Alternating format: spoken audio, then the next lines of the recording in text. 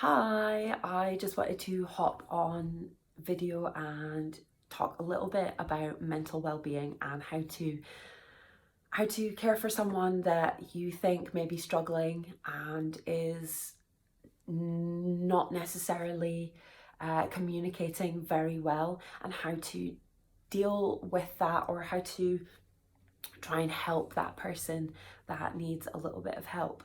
Now, when it comes down to your mental health, it's not black and white. And if you've never been touched by ill mental health yourself personally, it can be really confusing, and it's very difficult to relate or understand what someone is going through. And unfortunately, that means that a lot of the time we are reacting to someone's behaviors that is low, and it may not be helping. So there are a few right ways to approach that, just to be the love and support without smothering, pushing away, or making the situation worse. In light of the news at the weekend, another young life lost to the hands of ill mental health. It's becoming more common in the media. It's not that it's got more common, it's just being brought to our attention more. And a lot of people sort of go, oh well, nobody's paying attention to all the normal people that are losing their lives. Well, other people don't know the normal people, and when it's happening to people in the mainstream, it really kind of brings it out there. These people are on a pedestal, if you like. They're maybe gorgeous, have money, have these lifestyles that you think, oh wow, I'd love to have that lifestyle. Why are they unhappy? Now, ill mental health, depression, anxiety, post-traumatic stress, all these things, they are non-discriminate. Unlike us as people, it doesn't care. It doesn't care if you've got money, if you've got people around that love you, if you're famous, if you look amazing, if you have everything, you can still be affected by ill mental health. It's just the way it goes. And when more people come to understand that, I think we'll start to get a little bit more traction on that. But I think we're a long way off. Though there is so much more in the media about mental health, it seems that the lack of understanding is still so prevalent, and a lot of people don't actually want to accept that there's anything wrong.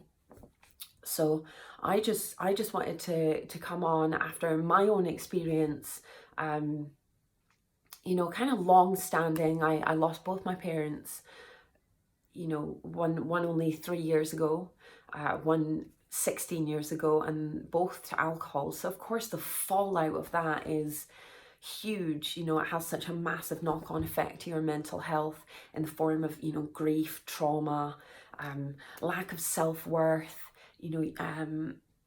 Usually it comes with emotional abuse. So often we end up taking on these not always helpful coping mechanisms, which then also has a knock-on effect to mental health itself. So I had my daughter last year, and then I suffered postnatal depression. I knew that I was going to be a high risk for postnatal depression because, of course, I was going through pregnancy and motherhood alone, without a partner. And of course, I'd lost both my parents, and it was traumatic. It's childhood trauma, and then post-trauma. When I went through my postnatal depression, because I had a little girl, I kind of thought that, this was when everyone was going to step up and be there. Like literally everyone in my life was going to be there. And unfortunately, that's just not the way it works. People that do not understand the way that you deal with or cope with your mental health will sometimes see how you are as an attack, lack of gratitude, or, just if you deal with this a certain way. So my way to deal with depression or anxiety is to overwork. So automatically I'm seen as, you are fine, because when I have anxiety I can't do anything. You go out and you work, you've built a business, so you therefore do not suffer anxiety. So this is another form of where you may be dropped a little bit when you suffer with mental health, because if people don't understand your coping mechanisms because they differ from theirs, the lack of understanding and communication there is where there's a breakdown. Now, unfortunately, when it comes to someone suffering with something as serious as depression or anxiety, trauma, the list goes on, this is where people can end up losing their fight with their own mental health.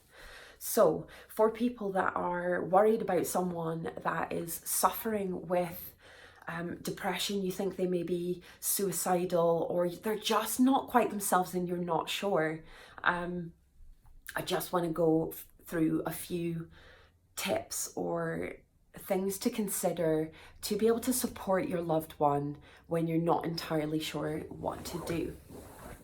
So my first one is just to communicate and reach out, but do it gently. So it's a touchy subject. People feel quite embarrassed by their mental health, if they're struggling with their mental health. And I find, especially when it comes to your motherhood, you feel like you're maybe feeling like because you're struggling with your mental health that you may be a bad mum, and this is not the case. So when you're approaching someone that you think is struggling, you want to approach it gently, and you don't want to go straight in with, you know, what is wrong with you. Or the best way I find is just to reach out and talk. Reach out and really set in stone that you care and you love this person. That, you know, I'd ask them how they're feeling, sure, but they might not want to give that up straight away. They might not want to open up. So you don't want to force that. Don't force that connection there.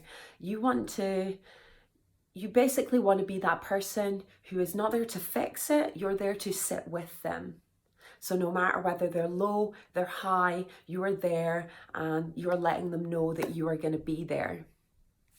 Second to that, when you reach out that point of communication, you want to say that and you want to mean it. So you only want to reach out if you know, well, you want to reach out still, definitely reach out, but be consistent. Be consistent. So my personal guardian angel was my Auntie Diane. So every single day she was checking in on me, messaging me to see how I was doing, see how I was getting on. And sometimes I would be really difficult. I would push back. I would try and push her away, because when you are feeling that low, that much just at war with yourself, feeling all consumed by your depression, your low feelings of self-worth, you feel like you are a burden to people. So you are going to try and push that person away. So understand that when someone is going through these low episodes of mental health, that they are going to try and push you away. They are going to maybe say hurtful things, do hurtful things, but you try not to take that personally. You've got to see that they are just trying to protect you as well as themselves, because they believe that they are not worth the care or the love that you're trying to give. So again, don't try and fix, try not to relax, just be there to sit with them. So just send that message, you know, every day, every couple of days, just to check in, because eventually it's going to come to the point where they do want to open up, or they do kind of soften with it. And when we're feeling low, all we need to know is that there are people out there that do love and care for us no matter what. So that's kind of my second point there. Third point is, if you are not sure, or you're struggling with the reactions, or struggling not to react to how they are, what you need to do is you need to go out and then look for support yourself. So to support those ones that you love. It's okay to not know how to tackle it. As I say, there's so much lack of understanding, and there's so much kind of complexity to it, that you're not doing anything wrong if you don't know how to help or support your friend, your spouse, your child, your anyone, your family, your parents. It's okay not to know how to support them. The fact that you want to support them is a huge deal. So this is where, again, contacting people like the Samaritans or other charities to get advice on how to support the person that you're worried about. They can provide you with the ideas and the tools that can help you to do that. So those are just 3 little things that I find really helped me to accept help from people that I didn't expect to be there. I had expectations of people that were already in my life on a consistent basis to be there, and it's not always the case, and that can be really upsetting and add fuel to the fire. So if you're someone that wants to help out and show that support and love, it's okay to get that help and support yourself to help them.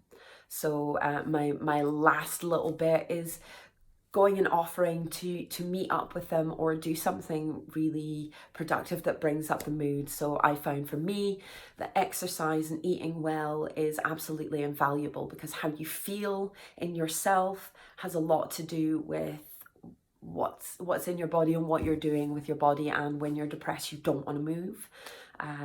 But when you exercise, or even something as simple as just going for a walk outside, around a park, around the beach, can help you to get those endorphins pumping. So it'll be good for everyone. Everybody should be doing it. But it just helps you to feel better. When you don't feel great, the last thing you want to do is move. But very few people go into a workout or a walk and go, oh, well, I wish I hadn't done that. More often than not, you feel so much better. So I hope this has been helpful. And if you have any questions, just drop me an email to strongmamamoves@gmail.com or pop a comment in the comments box. And thank you for listening.